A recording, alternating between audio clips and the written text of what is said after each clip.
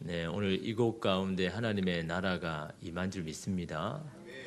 여러분, 하나님의 나라가 임했다라는 것은요, 하나님께서 그 여기를 오셔서 통치하고 다스리신다라는 그런 의미입니다. 여러분, 하나님의 나라는요, 무엇이라고 이야기할 수 있을까요? 하나님께서 다스리는 그것은요, 먼저는 여러분 그 창세기 1장에 보면 아직 땅이 완전하게 이렇게 창조되지 아니하고 흑암 중에 혼돈 가운데 있을 때 이런 무엇이 가장 먼저 나타났습니까? 하나님의 영이 지면에 운행하시더라. 혼돈 가운데 흑암 가운데 있는 거기에 하나님의 영이 그 가운데 막 운행하시더라 라는 그런 표현을 하시죠. 하나님의 영은 바로 성령님을 말하죠. 여러분, 성령의 기름 부음이라는 것은 뭘 이야기하는 겁니까? 성령께서 우리 가운데 운행을 하신다는 거예요. 우리 가운데 거하셔가지고 우리의 심령 한 사람 한 사람의 마음을 보시고 그 마음 가운데 성령께서 역사하신다라는 것을 이 성령께서 기름 부으신다라는 것을 그런 표현을 하죠. 성령께서 우리 가운데 이렇게 역사하시고 운행을 하시고 또 거기에 이르면 어떻게 하셨습니까? 하나님께서 말씀하셨죠. 빛이 있으라라고 하나님의 말씀이 선포되는, 그러니까 하나님의 말씀이 선포되고 또 성령께서 운행을 하시고 또 그 말씀을 받은 자들이 믿음으로 화답하는 바로 그곳에 이름 하나님의 나라가 이름 임한다라는 거죠. 그곳에 하나님께서 역사가 일어나는 하나님의 임재가 이름 우리 가운데 이름은 임한다라는 거죠. 여러분, 오늘 이곳에 하나님의 임재가 임하기를 원하고 하나님의 나라가 이루기를 원한다면요, 그게 필요한 겁니다. 하나님의 말씀이 선포돼야 되고 그 말씀에 대한 우리의 화답이 있어야 되고 또한 성령께서 우리 가운데 운행하셔서 그 말씀이 믿어져야 되고 그 말씀대로 살아가기 위한 우리 가운데 결단과 의지와 용기가 우리 가운데 샘솟도록 해야 여러분 거기가 이 모임 가운데 하나님의 나라가 여러분 임하는 거죠. 그 하나님의 나라에 임하는 그곳에 여러분 하나님의 놀라운 역사가 여러분 일어났다라는 거죠. 여러분, 우리가 외국에 나가면요 가장 먼저 하는 게 뭡니까? 와이파이 존을 찾아야죠. 예. 접속을 해야 되니까 데이터가 너무 비싸니까 어떻게 하다 와이파이 되는 쪽을 가서 이렇게 찾잖아요, 그죠? 정말 와이파이가 정말 빵빵하게 이렇게 잘 터지는 곳을 가면요 그 하루가 행복합니다, 그죠? 뭐 안 먹어도 굉장히 행복한 것처럼 여러분, 그래서 어떤 사람의 이렇게 유머로 유언을 남겼는데 어떤 유언을 남겼냐니까요.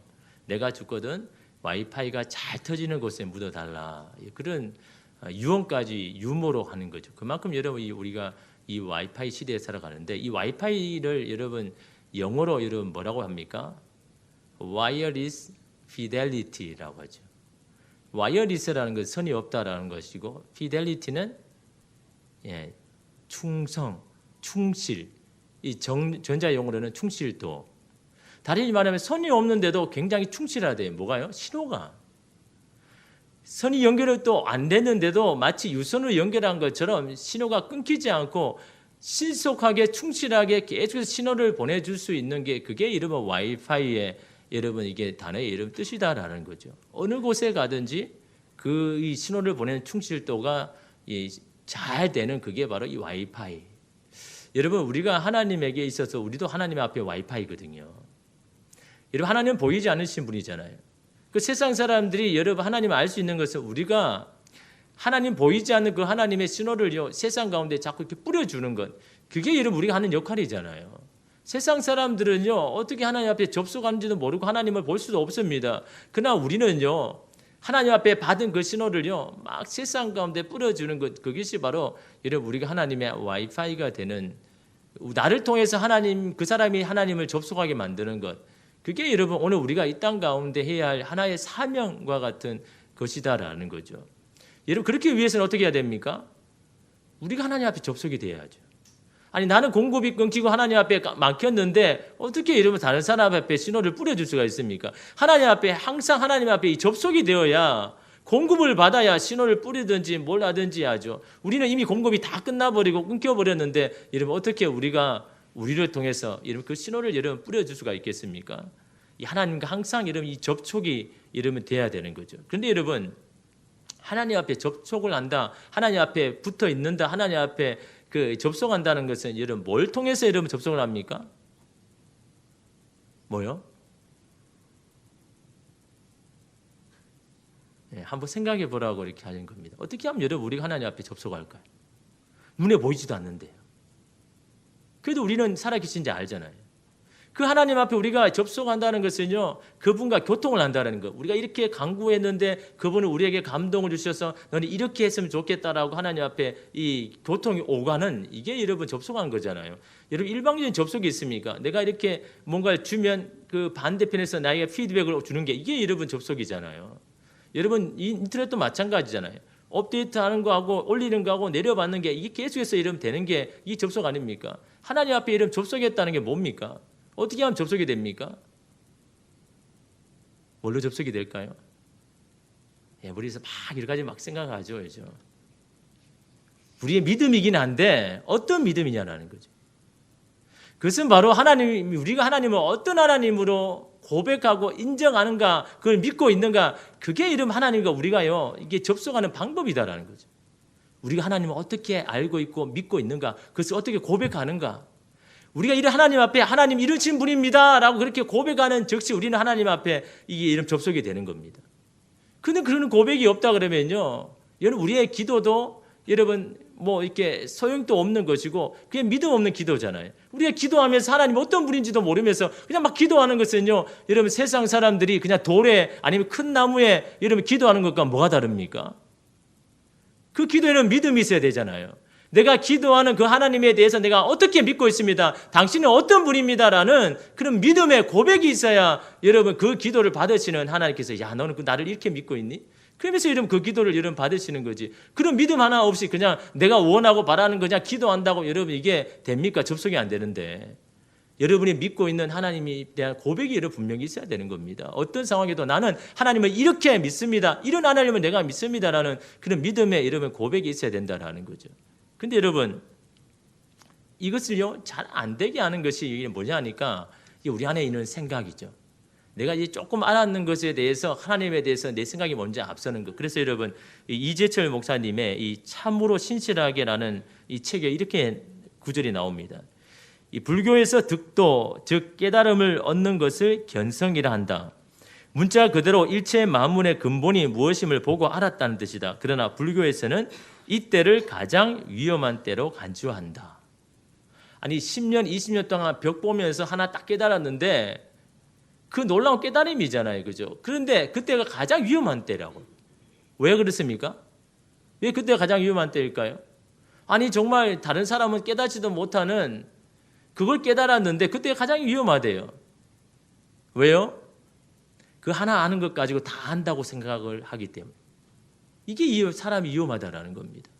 여러분 사실요, 여러분 산은 산이고 물은 물이다라고 하고 또 아니면 산은 산이 아니고 물은 물이 아니다라고 말하는 그게 뭡니까?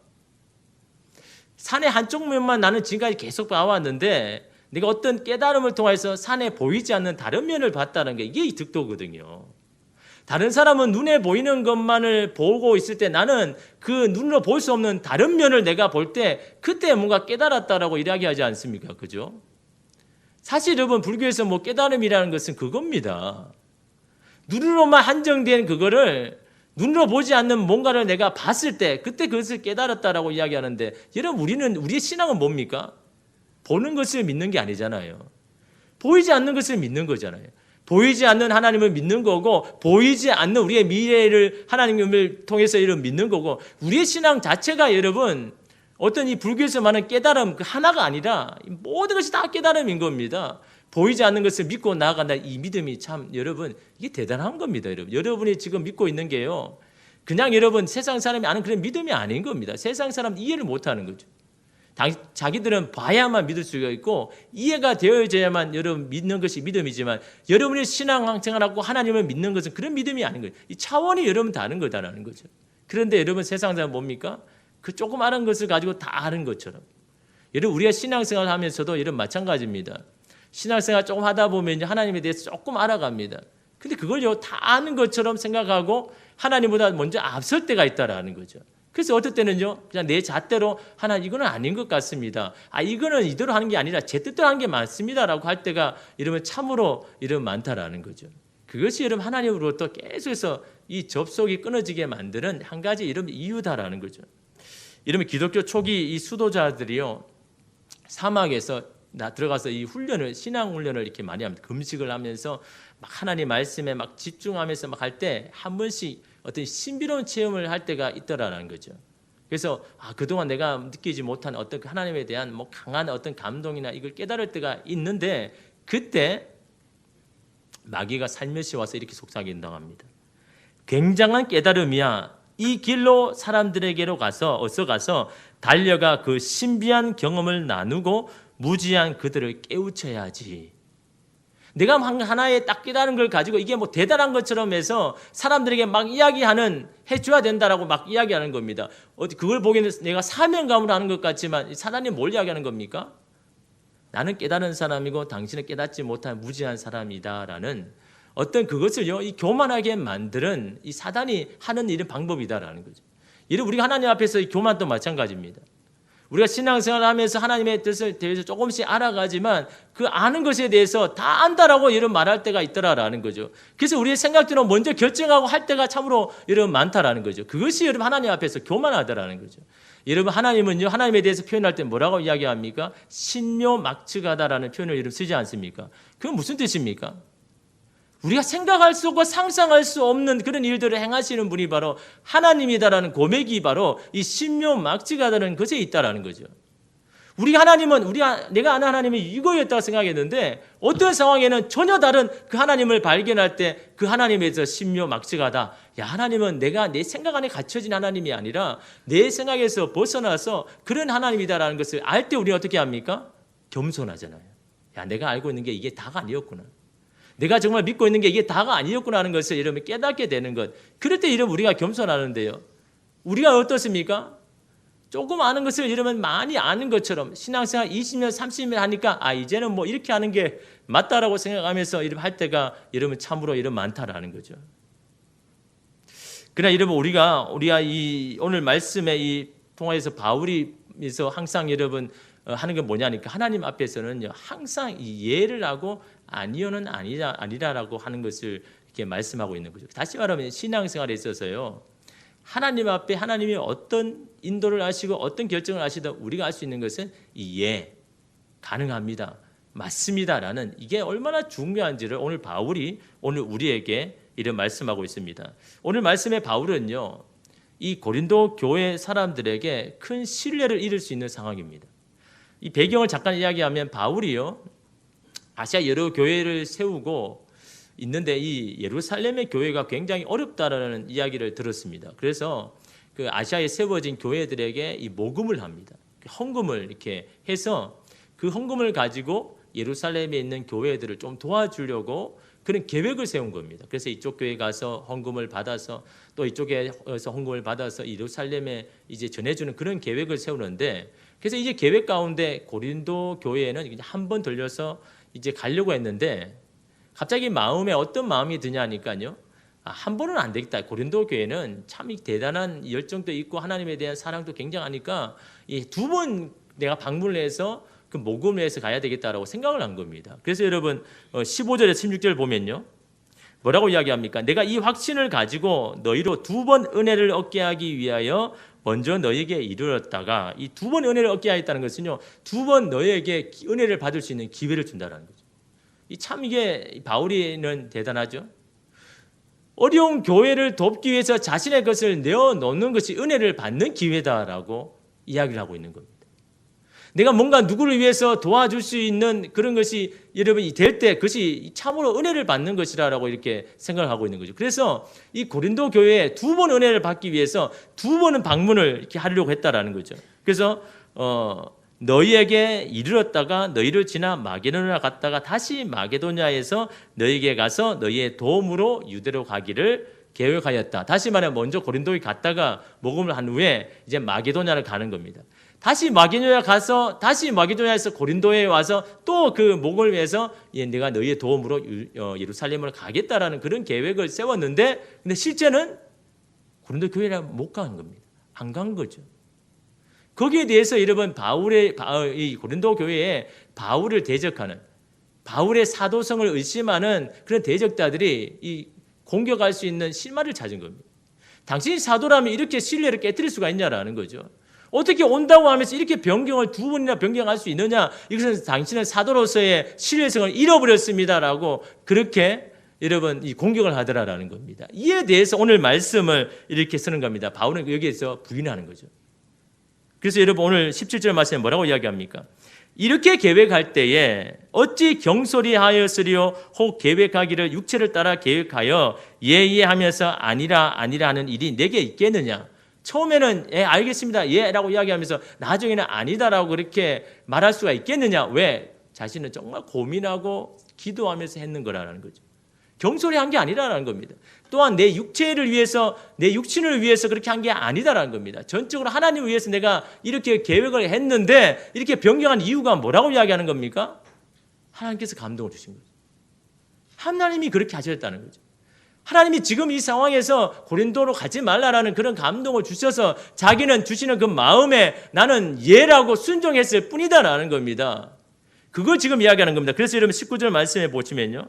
뭐라고 이야기합니까? 우리 곧 나와 실루아노와 디모데로 말미암아 너희 가운데 전파된 하나님의 아들 예수 그리스도는 예하고 아니라 함이 되지 아니하셨으니 그에게는 예만 되느니라.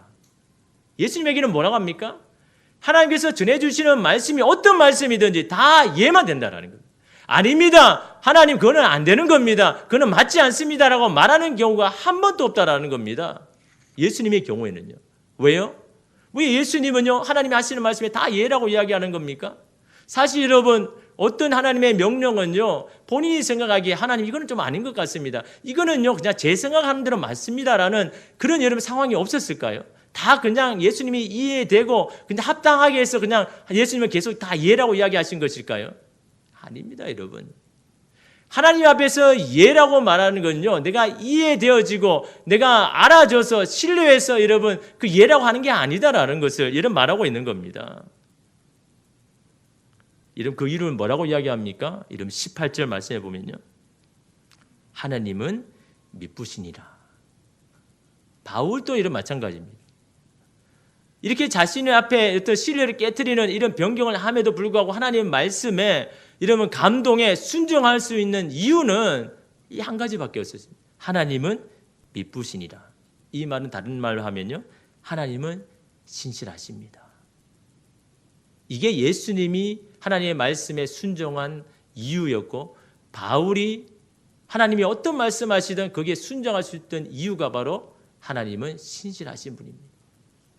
다른 모든 것은 거짓되지만 하나님만은 참되십니다. 세상은 우리를 속여도 하나님은 언제나 진실하십니다. 세상은 우리가 믿을 수 없지만 하나님만은 우리가 믿고 신뢰할 수 있습니다라는 이 고백이 바로 예라는 고백에 들어있더라라는 겁니다. 어떤 것을 지시하시든 명령하시든 아니요라고 거절하는 것이 아니라 하나님 앞에서 예, 아멘 하고 하는 이유가 바로 하나님은 당신이 신실하시기 때문에. 여러분 우리가 왜 하나님 앞에 아멘 못합니까? 하나님 왜 이해 못합니까? 하나님께서 하시는 말씀이나 이끄신 것에 대해서 우리가 신뢰하지 못하기 때문 아닙니까? 그냥 내 생각, 내 경험으로 먼저 그것을 재단하기 때문에 여러분 우리 하나님 앞에 순종하지 못하기 때문에 예라고 서슴이 없이 말하지 못하는 거지만요. 여러분 신앙은요, 예수님 말씀하신 것처럼 하나님 앞에서는 다 예가 되어야 된다. 아니요라고 할 수가 없다라는 거죠. 왜요? 예라는 것은 하나님을 인정하는 것이니까. 하나님의 신실하시다는 것을 인정하는 것이 예기 때문에 여러분 하나님의 정말 신실함을 믿는 자라면요, 하나님 앞에서 그 어떤 것이든 이해할 수밖에 없다라는 것이죠. 다시 말하면요, 어떤 것이든 순종하면서 나아갈 수밖에 없다라는 겁니다. 여러분 어떤 이 목사님의 설교를 들으면요, 이 사람은 정말 아멘을 유도하는 것 같다라고 여러분 그렇게 여러분 생각 드는 분 있지 않습니까? 그죠? 한 말마다 아멘이십니까? 믿습니까? 이 자꾸 아멘을 자꾸 유도하는 것처럼 여러분 느껴지지 않습니까? 그죠? 여러분 물론요, 자신의 어떤 주장을 인정받기 위해서 아멘을 유도하는 것은 잘못된 것이지만요, 하나님의 말씀을 선포하거나 말씀에 대해서 이야기할 때는요, 왜 자꾸 아멘을 요청하는 겁니까? 왜요? 왜 요청을 합니까? 왜 자꾸 아멘 하라 그러는 겁니까? 아멘함으로 하나님의 신실하심을 좀 경험해봐라라는 겁니다. 불신앙적인 마음을 가지고 하나님을 재단하지 말고 그냥 눈에 보이는 것으로 하나님을 재단하지 말고 그냥 하나님 앞에 아멘함으로 예 하나님 그대로 될 줄 믿습니다. 그대로 하는 것이 참됩니다. 저는 거기에 동의합니다라고 그냥 입술로 그냥 그렇게 한번 해보라는 겁니다. 그래야 하나님의 신실하심을 경험해 볼 텐데 우리의 입술은 여러분 아멘 하려고도 막 입에 나오려고도 그냥 닫아버리잖아요. 정말 그런가? 지금 그게 맞을까? 여러분 우리 안에 이런 불신앙 아닙니까? 여러분 이것이 결국요 하나님이 하시는 역사를 여러분 방해하고 있다는 것을 여러분 기억하셔야 되는 겁니다. 왜 아멘을 하라고 합니까? 왜 굳이 자꾸 아멘 하는 겁니까? 아멘 이루어 시인하면서 하나님이 어떤 분이신지를 좀 이제 좀 경험해봐라라는 그런 믿음의 이름 도전인 거죠. 여러분 이혼의 입술을 뭐 이렇게 하기 위한 게 아니다라는 거죠. 아멘은요 하나님 앞에 드리는 겁니다. 사람에게 하는 게 아닙니다. 당신의 말씀이 어떤 말씀이시든 저는 동의합니다. 당신의 신실하신 분이기 때문에 어떤 명령이든 저는 아멘하고 순종하겠습니다. 이것이 여러분 우리 안에 있는 신앙이 여러분 있어야 여러분 된다라는 거죠. 여러분 사도행전 8장에 보면요 누가 나옵니까? 빌립이라는 이 집사가 나오지 않습니까? 이 빌립이요 집사로서의 예루살렘에서 굉장히 열심히 했습니다. 열심히 이 교회를 섬기고 전도하는 것이나 뭐 기도하는 것이나 열심히 했습니다. 근데 여러분 예루살렘에 박해가 일어나니까 어떻게 합니까? 도저히 있을 수 없어가지고 어디로 갑니까? 정말 가기 싫은 사마리아로 가잖아요. 근데 왜 내가 이 사마리아 가는지조차도 모릅니다. 그냥 마음의 감동에 사마리아로 가라 하니까 그냥 순종해서 가는데 사실은 마음속에는요 기쁘지는 않죠. 저 사마리아는 사실은 아무리 하나님의 말씀을 전하고 해도 거기는 안 된다고 생각하는 게 이 사마리아 아닙니까? 굳이 왜 나를 저기에 보내실까라는 그런 생각이 들면도 불구하고 빌립은 어떻게 합니까? 말씀이 마음에 감동을 준 대로 그냥 아멘하고 순종하며 여러분 나아가지 않습니까? 근데 어떻습니까? 자신이 생각한 대로 그래야 된 겁니까? 아니잖아요. 그 사마리아에 가서 예수 그리스도를 그냥 전했을 뿐인데 거기 예수 그리스도께 돌아오는 자들이 막 생기면서 여러분 성령을 받는 역사도 일어나고 막 자신의 삶을 되돌리고 삶을 깨트리는 일들이 사마리아에 막 일어나더라라는 거죠. 단지 뭐 했는데요? 아멘이라고 순종할 뿐이었는데 아무래도 순종하는 이 빌립을 통해서 하나님은 역사를 하셔서 여러분 도저히 불가능한 것을 가능하게 만드시는 하나님의 놀라운 역사를 여러분 빌립이 어떻게 봅니까? 마음의 감동을 줄 때 아멘으로 여러분 화답하고 예 알겠습니다라고 했을 때 이런 빌립이 그럴 신실함을 보잖아요. 만약에 빌립이 아닙니다. 거기는 아닙니다. 저는 다른 데로 갈래요 라고 했다 그러면요 하나님이 정말 살아계심과 하나님이 역사하신 것을 볼 수 있었을까요? 아니지 않습니까? 근데 여러분 어떻습니까? 거기에 사마리아 막 부흥이 일어나고 이러면 예수님을 믿는다는 들이 막 일어납니다. 그러고 난 다음에 여러분 주의 사자가 나타나서 어떻게 합니까? 이 빌립을 하여금 야 너 여기 말고 저 남쪽으로 가서 그 광야길로 가라. 사마리아가 아니라 이제는 더 이 광야입니다. 광야가 어디입니까? 사람이 아무도 없는. 아니 하나님 여기 사람 이렇게 많고 막 던지기만 하면 막 하나 예수를 믿는 여기가 너무 좋은데 아니 아무도 없는 왜 광야로 왜 가야 됩니까? 아니 도대체 왜 저기로 걸어가야 됩니까? 근데 빌립은 어떻게 합니까? 순종하잖아요. 예 알겠습니다. 가겠습니다.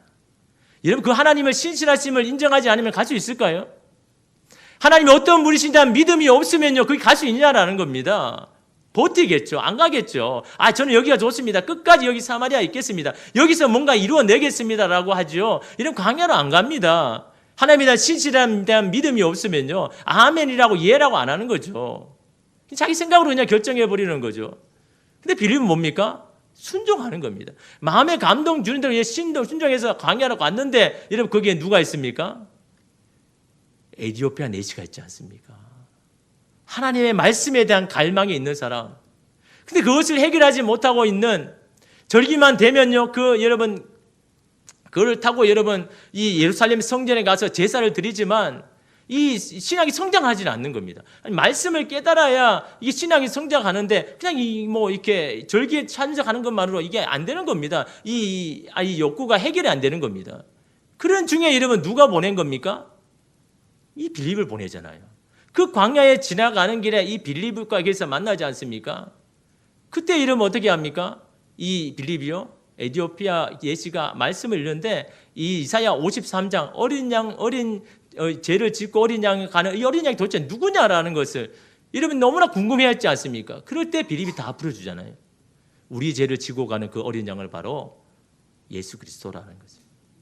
그래서 풀어지니까 이제 다 풀어지는 겁니다. 아니 왜 그토록 구약에서 이렇게 메시아에 대해서 계속 이야기하는데 그 메시아가 왜 정말 능력 있고 힘이 있고 그래서 나라를 완전히 바꾸는 그런 메시아가 아니라 왜 그냥 어린 양처럼 죄를 지고 가는 어린 양처럼 정말 초라한 그런 모습으로 왜 가야 되는지 도무지 이해가 되지 않았는데 바로 나 같은 사람의 죄를 위하여서 그렇게 어린 양으로 나아가실 그 예수 그리스도를 보면서 이런 에디오피아가 그 자리에서 세례를 받지 않습니까? 그럴 때 여러분 에디오피아가 여러분 그 에디오피아에 가서 여러분 어떻습니까? 복음을 전하는 여러분 사람이 되지 않습니까? 빌립이 여러분 그때 얼마나 감동을 했을까요? 그냥 내 때 생각으로 그냥 재단해 버리고 그냥 생각을 끊어버렸다면 하나님이 이렇게 예비하신 것을 볼 수 없을 텐데 아멘이라 그냥 순종하며 여러분 나아가니까요 이미 예비해 놓으신 여러분 그 사람을 보면서 야 하나님은 정말 진짜 신실하신 분이다라는 것을 여러분 경험하고 여러분 깨닫지 않습니까? 여러분 삶 가운데도 그런 하나님을 여러분 경험하려면요 여러분의 생각으로 아니요라고 하는 것이라도 여러분 주님 앞에서 여러분 예라고 아멘이라고 하면서 여러분 순종하며 나가야 되는 겁니다. 그럴 때 하나님을 경험하죠. 내 생각으로 다 재단해보고 다 잘라버리고 그러면서 내가 이해되는 부분만 내가 받아들이는 부분만 신앙생활 하니까요 항상 여러분 신앙이 그냥 그 자리잖아요. 하나님이 살아계신 놀라운 역사를 보지 못하지 않습니까? 그래서 여러분 바울이 뭐라고 이야기합니까? 하나님의 아들이신 예수 그리스도는 우리가 전하는 예수는 하나님 앞에서 아니요라는 게 없다라는 겁니다. 다 예라고 이야기한다라는 겁니다. 왜? 하나님은 신실하신 분이니까. 그 하나님을 믿고 있으니까요. 다 예라고 이런 말하고 있지 않습니까? 그렇게 하나님을 인정하고 고백하는 자들이요 하나님의 신실하심을 경험하더라라는 거죠. 그것이 하나님의 뜻이라면요 어떤 것이든 받아들인 사람이 바로 하나님의 역사를 여러분 보게 되더라라는 거죠. 여러분 이 요셉이라는 이 다큐 사진 작가가 있습니다. 그는요 한국 나눔 봉사대상 금상도 받고 대한민국을 빛낸 한국인상도 받고 기독교 출판 문화상 최우수상을 수상하기도 했습니다. 근데 그는요 이 색약을 가진 사진 작가입니다. 이 사진 작가로서는 굉장히 취약하지요.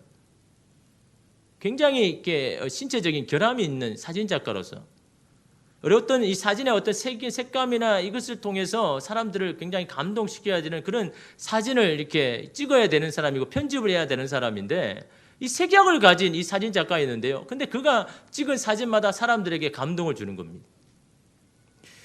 그는 오늘 믿음으로 산다는 것이라는 이 책에서요. 이 하나님의 신실하심을 자신의 삶을 통해서 이 간증을 이렇게 적어놨습니다. 그는 이제 이 고등학교를 졸업하고 수능을 치고 이 교육대학원에 응시했습니다. 이 학교 선생을 되기 위해서. 근데 응시를 했는데 이 신체 검사에서 이 색약이라는 것 때문에 불합격 통지를 받은 겁니다.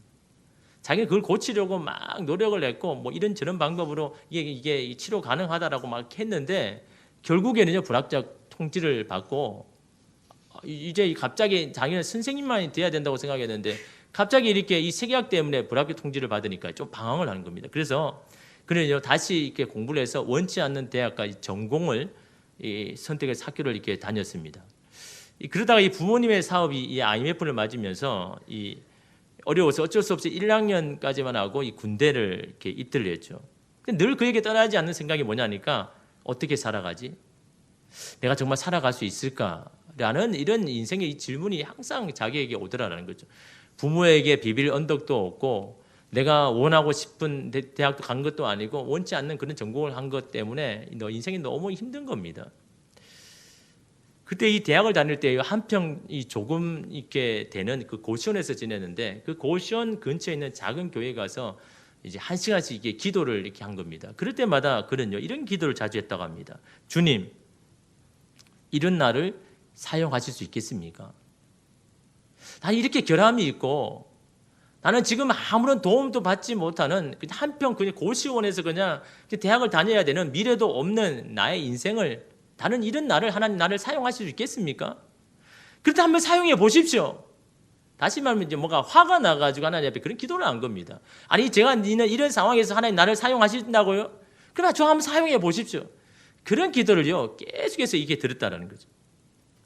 예수님을 사랑했지만 자신이 할 수 있는 것은 아무것도 없다라고 그렇게 한 겁니다. 그런 중에 이 교회에서 이 청년부 이 임원 생활을 했는데 이 문서국장을 이렇게 맡게 되었습니다. 문서국장이 하는 것은 주보를 만드는 거잖아요, 그죠?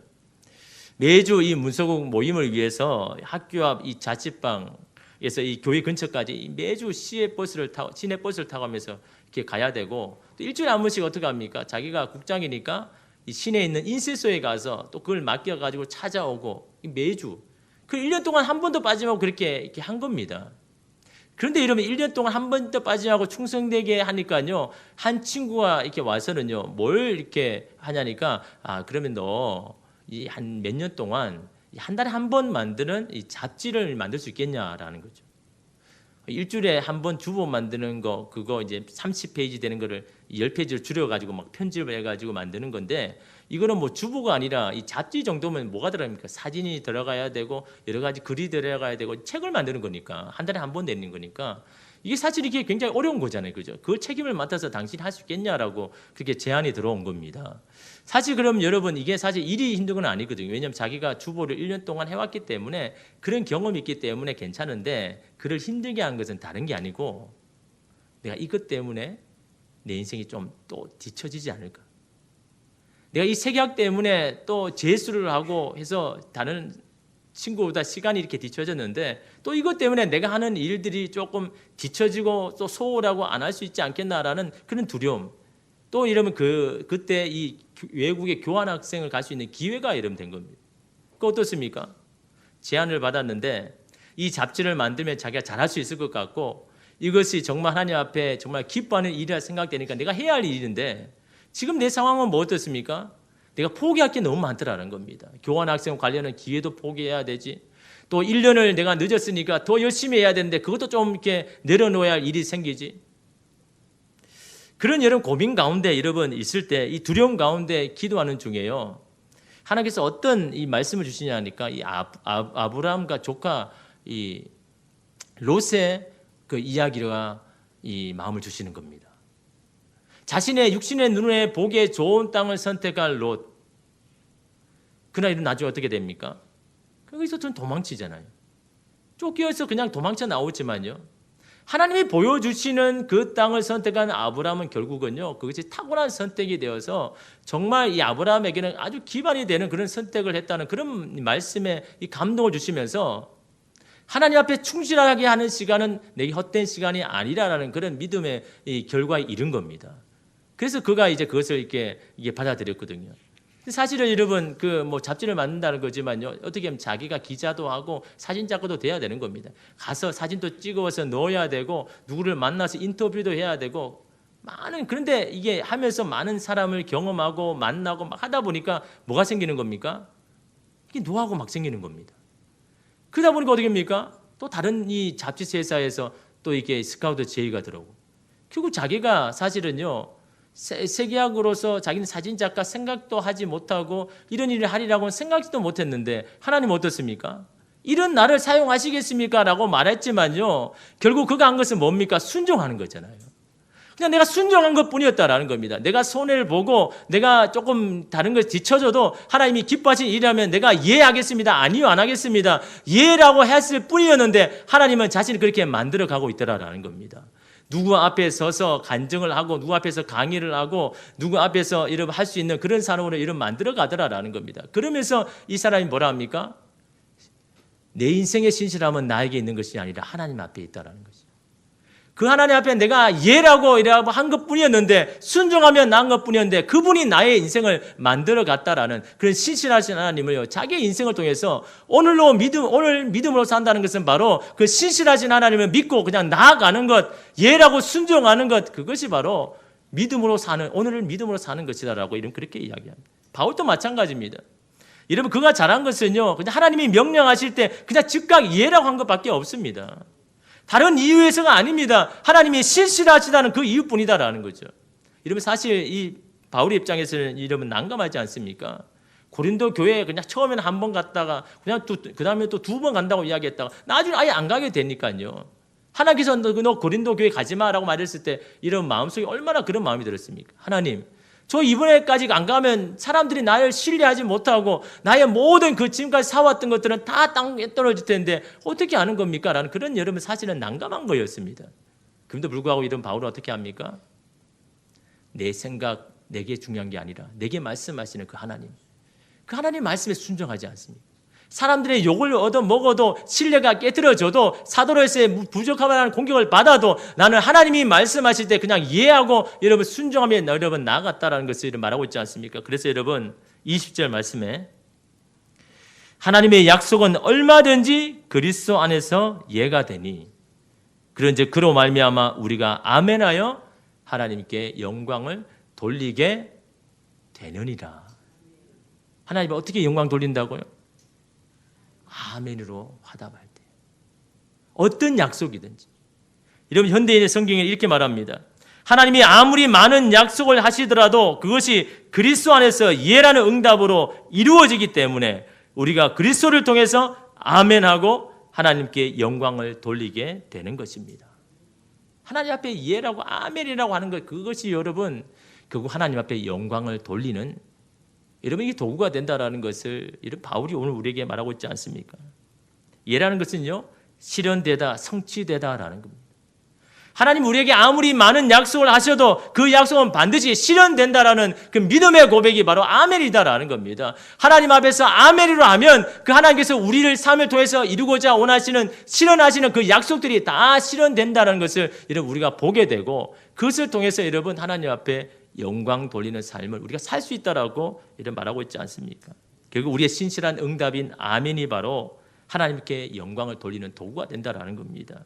하나님이 일하시도록 길을 열어주는 것이 바로 아멘이다라는 겁니다. 하나님의 역사가 내 삶 가운데 나타나게 하는 것, 그것이 바로 아멘이다라는 겁니다. 그렇기 때문에 여러분 이 아멘이 얼마나 우리에게 큰 축복입니까?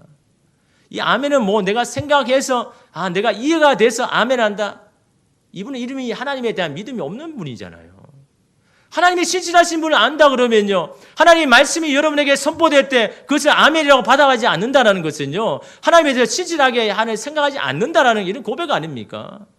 하나님이 어떤 말씀하시든 여러분 아멘이라고 고백하셔야 되는 겁니다. 그것이 하나님에 대한 우리의 바른 믿음 아닙니까?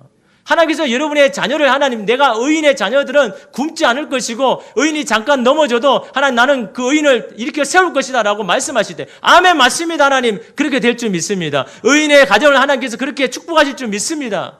그게 여러분 우리의 고백이잖아요. 그게 아멘으로 이름 화답할 때 그때 하나님의 그 뜻이 여러분 이루어지는 겁니다. 하나님의 이 뜻이 이루어지기를 원합니까? 그럼 하나님 앞에 여러분 말씀 가운데 아멘 하셔야죠.